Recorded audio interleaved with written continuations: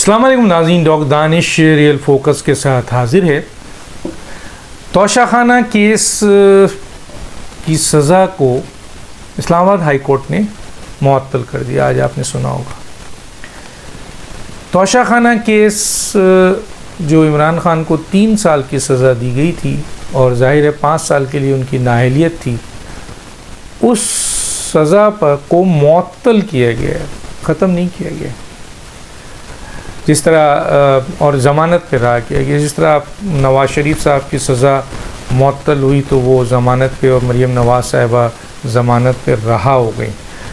फिर नवाज़ साहिबा ने अपने केस को लड़ा और उसके बाद मेरिट पे वो केस फारिग हुआ, ज़मानत पे रहा हुई है। अच्छा, ज़मानत जब भी होती है इसका मतलब ये है कि फ़ैसले पे क्वेश्चन मार्क आ जाता है। अमूमन ऐसा हुआ है, लेकिन क्या इस केस में ऐसा ही हुआ है? क्योंकि अभी फुल फ़ैसला नहीं आया है, सिर्फ ये बताया गया है कि सज़ा मुअत्तल हो गई है, चुनांचे उनकी सज़ा बरकरार है लेकिन सस्पेंड कर दी गई है, जिसकी बुनियाद पर ज़मानत में उनको रिलीज़ मिलेगा। 5 साल की जो उनकी नाअहलियत है वो यकीनन अपनी जगह बरकरार हो, ये कानूनी माहिरीन कह रहे हैं।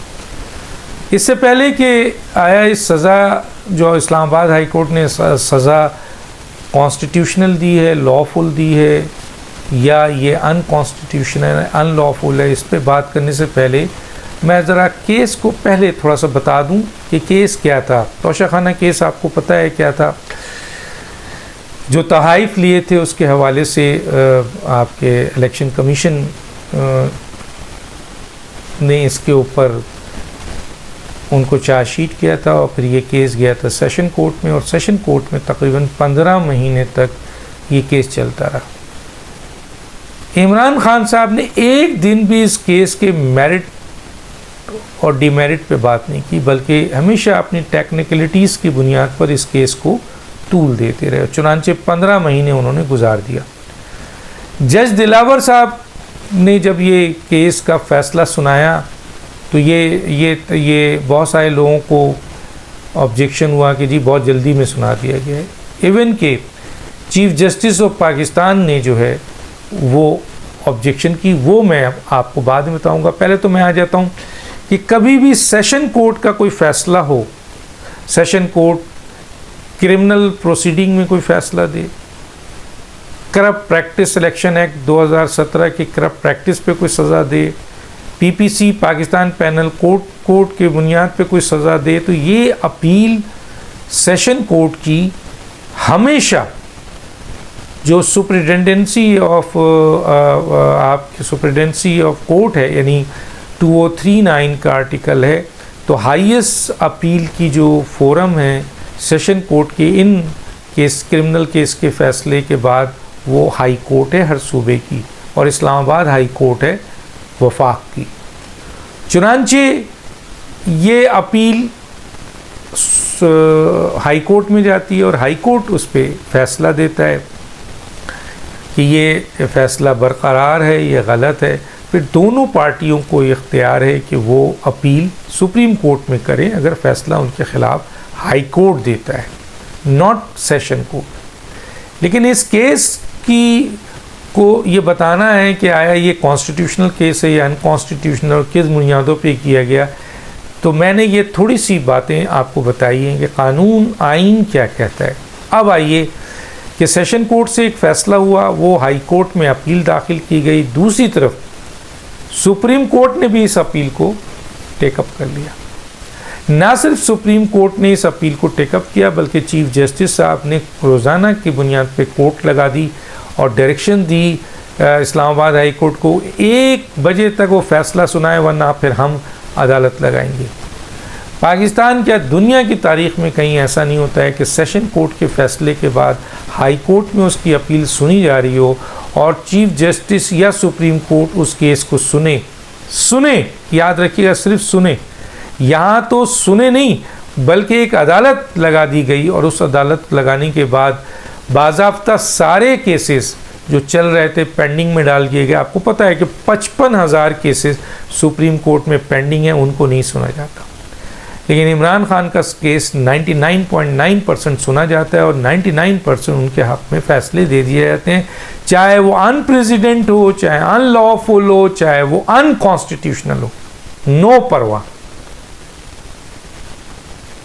तो इस केस में भी यही हुआ कि चीफ जस्टिस ने, होना तो ये चाहिए था कि इस्लामाबाद हाई कोर्ट जब ये फ़ैसला दे देती तो फिर दोनों में से जो भी आपके समझता है कि ये केस पे फ़ैसला गलत है वो सुप्रीम कोर्ट जाता। सुप्रीम कोर्ट दोनों पार्टियों को दोबारा सुनती और सुनने के बाद उन ग्राउंड्स पर जो इस्लामाबाद हाई कोर्ट ने फ़ैसला दिया है उनको सामने रखती, या सेशन कोर्ट ने जो फ़ैसला दिया है उसको सामने रखती, और दोनों पार्टियों की बात सुनकर फिर उनका माइंड बन सकता था कि वो ये कहती कि ये तोशाखाना गलत है, ये सही है।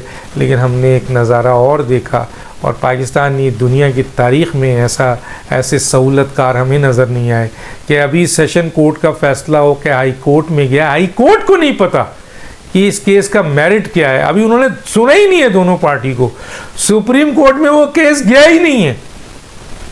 चीफ जस्टिस ने कहा ये तोशाखाना है, केस गलत है, 7 दिन में फैसले के बजाय 1 दिन में दे दिया।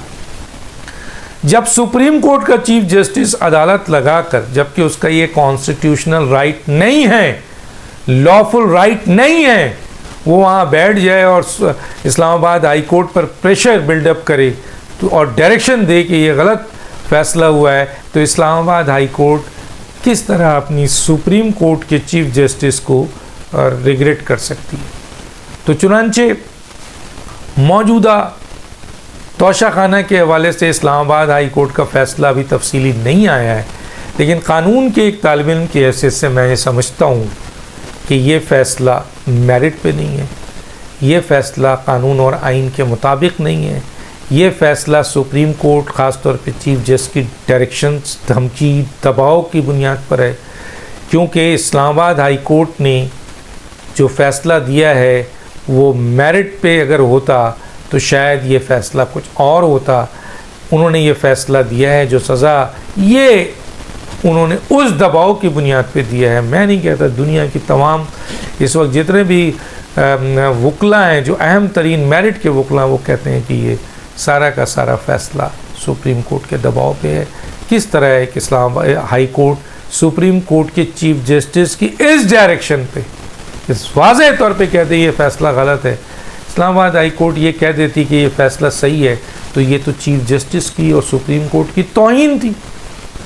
तो चुनांचे अभी लार्जर पूरा का पूरा फ़ैसला आना बाकी है, उसे ज़रूर पढ़ेंगे, लेकिन बज़ाहिर जो इस वक्त सिचुएशन है वो ये है कि इमरान खान का आपका फ़ैसला तोशाखाना में हाई कोर्ट ने दिया है वो दबाव के तहत दिया है, चीफ जस्टिस की ब्लैकमेलिंग ऑन डायरेक्शंस पे दिया है, और इस फ़ैसले में सिर्फ उन्होंने उनको उनकी सज़ा को सस्पेंड किया है जो 3 साल ज़मानत पे रहा किया है, बाकी उनकी नाअहली और उनकी जो सज़ा है वो बरकरार है।